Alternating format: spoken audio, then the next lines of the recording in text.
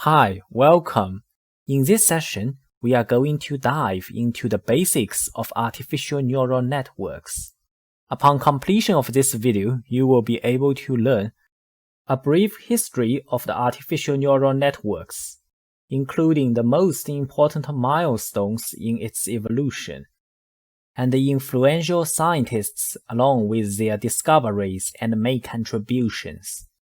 You will understand why the first AI winter happened in the 1970s. Then I will introduce the basic structures of the artificial neural networks and the different types of neural nets, which include feed-forward neural networks, such as NP-neuron, single-layer perceptron, multi-layer perceptron, and CalvNet, and feedback neural networks, such as Hopfield, recurrent neural nets, and LSTM. Lastly, I will also show how to choose an appropriate type of artificial neural networks for a variety of real applications. In last sessions, we have mainly focused on the basics of biological neural nets. Unlike the biological network, which is in our brain, artificial neural networks is the piece of a computing system designed to simulate the behavior of our brain to analyze and process information. Artificial neural nets is inspired by the brain and consists of interconnected groups of nodes known as artificial neurons. First, I will show you a brief history of how artificial neural nets evolved over the early days to now. The earliest artificial neuron dates back to 1943, when Warren McCulloch, a neurophysiologist and a young mathematician, Walter Pitts, made the first step towards neural networks.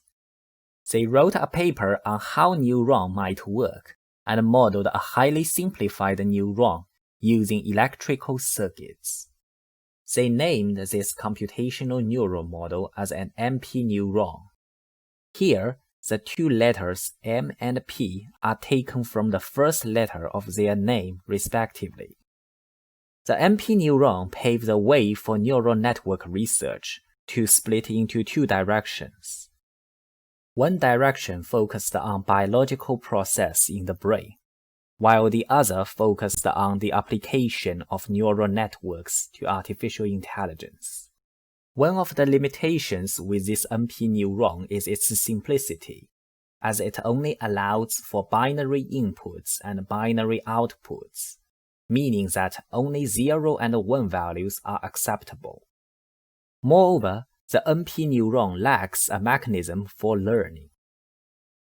In 1949, Donald Hebb wrote a book entitled The Organization of Behavior. This book is regarded as the father of neurophysiology and revolutionized the way that artificial neurons are perceived. It describes how the function of a neuron contributed to the psychological process, such as learning. Hebb proposed that when two neurons fire together, the connection between them are strengthened, which is known as Hebbian rule. More importantly, Hebbe also pointed out that the activity is one of the fundamental operations necessary for learning and memory. For artificial neurons, this means that the NP-neuron needs some improvement to consider this biological property. In 1958, Frank Rosenblatt combined the NP-neuron model and Hebbian's rule together, and introduced the first single-layer neural network, called perceptron, which is an enhanced version of the NP-neuron. This is an image of the perceptron from Rosenblatt's paper, the design of an intelligent automation which paved the way for neural computing. Unlike the NP-neuron that has no ability to learn, the perceptron could learn in the Hebbian sense, through adjusting the weights of inputs. Moreover, as opposed to the NP-neuron whose activation function is a threshold step function, The perceptron can be extended to use other nonlinear functions, such as the sigmoid function. We will introduce these in details in our future lectures. However, perceptrons also have some limitations. They can only learn to make a binary decision. That is, the output of the perceptron is only 0 or 1. How this can be extended to work for classification tasks with more than 2 categories, such as handwriting recognition, in which there are many letters and digits. The standard single-layer perceptrons cannot solve this problem. After 1 year, on top of the perceptron, Widrow and Hoff at Stanford developed 2 models called Adeline and Madeline, which had enhanced versions of the perceptron. Adeline stands for Adaptive Linear Neuron. The major advantage of Adeline over the standard perceptron is the learning phase. For example, for binary classification, Adeline can adjust the hyperplane to an optimal position through some optimization techniques called the least mean square method, which is based on the predicted values rather than predicted classes, whereas the standard perceptron adjusts the hyperplane according to the predicted classes. Consequently, the hyperplane of Adeline is an optimal solution, unlike the standard perceptron that may produce multiple feasible hyperplanes. When Adeline is applied to a multi-layer neural network, it is known as Madeline. Madeline was the first neural net to be applied to a real-world problem. It is an adaptive filter which eliminates echoes on phone lines. This neural network is still in commercial use today. 1969 is an important year for AI and neural computing. Minsky and Papert at MIT invented multi-layer perceptron, called MLP, and published a book entitled Perceptrons. It is important to note that in their book they pointed out the limitation of the perceptrons. That is, the simple learning rule for the perceptron does not work for multiple layers, as it could not learn even a simple Boolean function XOR, because XOR is not linearly separable. This implies that the existing learning rules can only be applied for single-layer neural network, while multiple-layer neural network may have no ability to learn. Therefore, we can see, during the 1970s, there was very little research and development on multiple-layer neural network, as scientists have no special interest in a model that has no ability to learn. We call this period the first of the AI winter.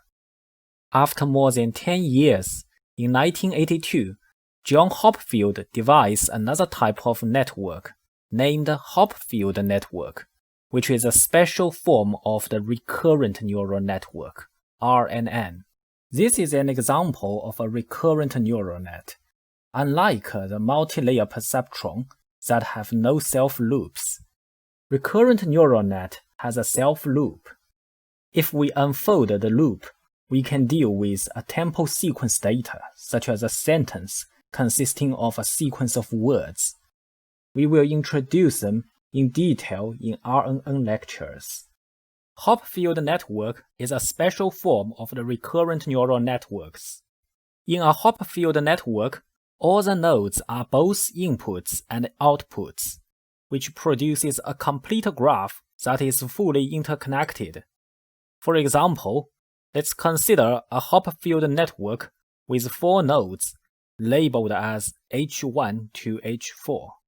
We see that the output of H1 is the input of all the other nodes, and the output of H2 is the input of H1, H3, and H4. So on and so forth. A fully connected graph is made up, which is the Hopfield network. Hopfield networks serve as associative memory systems with binary threshold nodes. They provide a model for understanding human memory. In 1986, three pioneers, David, Geoffrey, and Ronald, published a paper on backpropagation algorithm to train multilayer perceptrons, which addressed the XOR learning problems raised by Minsky. The arrival of the AI winter is due to Minsky's argument that multilayer perceptron may have no learning ability. The backpropagation algorithm revives this area by enabling multilayer perceptrons to be trained to deal with complex learning problems. In essence, backpropagation is all about using chain rules to compute the partial derivatives of the loss function with respect to the weights of a neural network. We will learn these in future lectures. In 1989, Yann LeCun successfully applied backpropagation in handwritten digits recognition. He is the godfather of deep learning and invented LeNet, the first convolutional neural network called CNN or CalvNet, which was later widely deployed as a commercial document recognition system by major US banks. CalvNets are a specialized type of deep neural networks that use a math operator called convolution in place of the traditional matrix multiplication in one of the layers. The structure of a CalvNet is similar to that of connectivity patterns of neurons in the brain and was inspired by the organization of the visual cortex. More details of CalvNet will be introduced shortly. Here is a short demo of LeNet. Let's take a look. LeNet is invented by Yann LeCun in 1990s. LeNet was one of the very first convolutional neural networks applied in handwritten digits recognition. LeCun used backward propagation algorithms to train the CalvNet to read handwritten numbers and has successfully applied them in identifying handwritten postcode numbers. In 2018, Yann LeCun received the prestigious Turing Award, being one of the most influential AI researchers today. Recently, Andrew interviewed Yann LeCun at Stanford. Let's see what suggestions LeCun would give to the next generation of youngsters. What advice do you have for someone wanting to get involved in AI, break into AI? So my advice is, if you want to get into this, make yourself useful. So make a contribution to an open source project, for example, or make an implementation of some standard algorithm that you couldn't find the code of online, but you'd like to, make it available to other people. So take a paper that you think is important, and then re-implement the algorithm, and then put it up in open source package, or contribute to one of those open source packages. And if the stuff you write is interesting and useful, you'll get noticed. Maybe you'll get a nice job at a company you really want a job at, or maybe you'll get accepted in your favorite PhD program, or things like this. So I think that's a good way to get started. So open source contributions is a good way to enter the community. Yeah, that's right. Learn. Yeah, cool. That's right. Yeah. Okay, cool. In 1997, Hochreiter and Schmidt-Huber invented a variation of recurrent neural network called long short-term memory networks, LSTM. This model is a new discovery, which is a milestone in the timeline of neural computing, as it overcomes the serious problem of recurrent neural networks that forget information through layer propagation, which we call vanishing gradient problem. This is a naive recurrent neural network whose structure is very simple. In the recurrent neural net, the gradient reduces significantly when it is propagated backward through the network. The error may become so small by the time it reaches layers that it may have very little effect on network training. We will detail these in future lectures. The LSTM model provides a good solution to the vanishing gradient problem by adding three gates, input, forget, and output, to the structure of the recurrent neural nets. Having learned the history of the artificial neural network, we next look at its basic structure. An artificial neural network consists of an interconnected group of nodes. Here, each circle represents an artificial neuron, also known as cell, node, or unit, and an edge is a connection between two neurons, denoting the transmission of the signals from the output of one neuron to the input of another. The neurons are organized into layers. Different layers may perform different transformations. Neurons of one layer connected only to the neurons of the next layer. Signals travel from the first layer to the last layer. We use 3 different colors of neurons to denote 3 different types of layers in a neural network. They are input layer, hidden layer, and output layer. Input layer is the first layer, which are the initial data for the neural network. The blue neurons make the input layer. Output layer is the last layer, which produces the result for the given inputs. The green neurons make the output layer. Each network must have an input layer and an output layer. Hidden layers are the immediate layers between input and output layer. The word hidden implies that they are not visible to the external systems and are private to the neural network. There could be 0 or more hidden layers in a neural network. In this example, there are 2 hidden layers, hidden layer 1 and hidden layer 2. The larger the number of hidden layers in a neural network, the longer it will take for the neural network to produce the output, and the more complex problems the neural network can solve. In some textbooks, the network is depicted vertically. If signals are propagated from the top to the bottom layer, then this is the input layer, and these are the hidden layers, and this is the output layer. It is important to note that when we say a neural network is n-layered, we do not count the input layer. In this example, this is a 3-layer neural network, as we do not count the first input layer. Therefore, we can see that this neural network is single layer. It only consists of 1 input and 1 output layer. There are no hidden layers. If the number of layers in the network is larger than 1, we call it multi-layer neural network. If a multi-layer neural network consists of only 1 or 2 hidden layers, we call it a shallow neural network.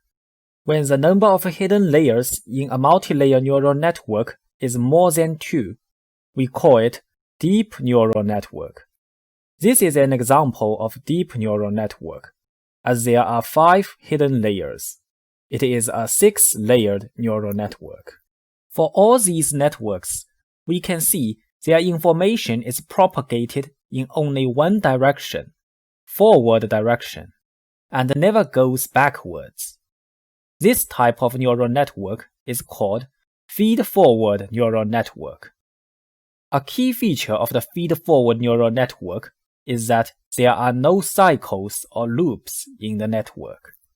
Feed-forward neural network consists of a single layer and multi-layer, and multi-layer neural networks can further be split into shallow and deep networks based on the number of hidden layers they have.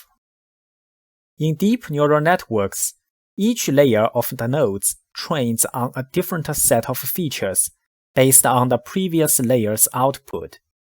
The further we advance into the neural network, the more complex features the nodes can recognize, since they aggregate and recombine the features from the previous layer. For example, to make a deep neural network recognize an image of George Washington, we first identify light and dark pixel values in the initial layer, and then identify edges in the next layer. Using the combination of the edges, we identify features in the following layer, and the combination of the features produces the final output, George Washington.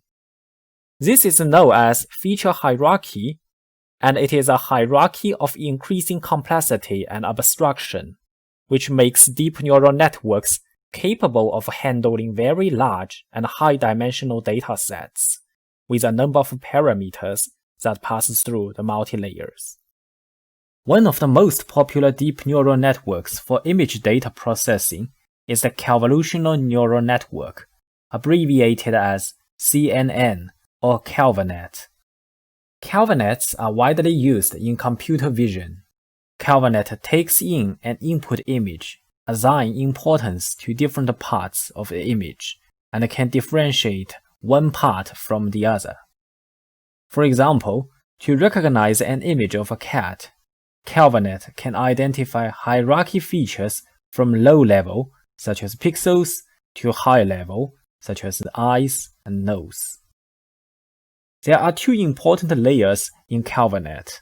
One operator is called convolution, which aims at extracting features from the image. We can regard each convolution as a filter for capturing different levels of features in the image, such as edge, color, or gradient orientation. Another operator is subsampling. This is to reduce the dimensionality of the feature. For example, we can squeeze every 2x2 grid into a singleton value by taking the maximum value over each grid, which can significantly reduce the computational cost while capturing the dominant features. This sampling method is also known as max pooling, because we use max operator to reduce dimensionality. We can also use average operation. We take the average value over each 2x2 grid. In this operator, the subsampling method is called average pooling. Apart from the feed-forward neural networks having no self-loops, there is another type of neural networks with loops, which is called recurrent neural network, RNN, also known as feedback neural network. Once unrolled over time, the expansion form of the RNN can be regarded as a very deep feed-forward neural network, in which all the layers share the same properties, such as weights. Different from CalVanets, which are good at processing image data, recurrent neural nets are good at processing temporal sequence data. Temporal sequence means the data points are stored relating to time. For example, all the words in a sentence can be viewed as a temporal sequence, because changing the order of words in the sentence may lead to the sentence to change the meaning. For example, Tom gave Jerry some books, and Jerry gave Tom some books have different meanings. When we feed the sequence of words into the RNN, it can do a lot of things, for example, translating them into another language. Temporal sequence data are widely used in the fields of natural language processing, speech recognition, and time series analysis. We will learn these in detail in our future lectures. Now let's summarize the key types of neural networks. According to the existence of self-loops, neural networks can be distinguished into two broad categories: feed-forward and feedback neural networks. According to the number of hidden layers, feed-forward networks can be divided further into single-layer and multi-layer neural nets. A typical example of a single-layer neural network is MP-neuron. An example of multi-layer network is MLP, multi-layer perceptron. Multi-layer neural nets consists of shallow and deep neural nets, in which CNN CalVaNet is a type of deep neural nets. Feedback neural network is also known as recurrent neural nets, RNN. According to its memory mechanism, it can be divided into two types. Hopfield and standard RNN have no memory, whereas LSTM has a forget gate for memorization. Based on these different types of neural networks, one question naturally arises: how to choose an appropriate type of neural networks for our real applications? My advice is taking a look at your input data type first. If your input type is only 0-1 binary value, then consider MP-neuron or single-layer perceptron. If input type is several discrete features, then consider shallow neural nets. If your input is image data, use CNN CalvNet.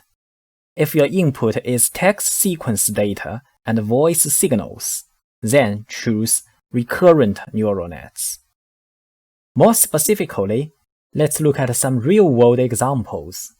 If we want to estimate the house price based on several features, such as postcode location, the number of bedrooms, and the size of the area, then we can choose a shallow neural network, such as MLP, for house price prediction.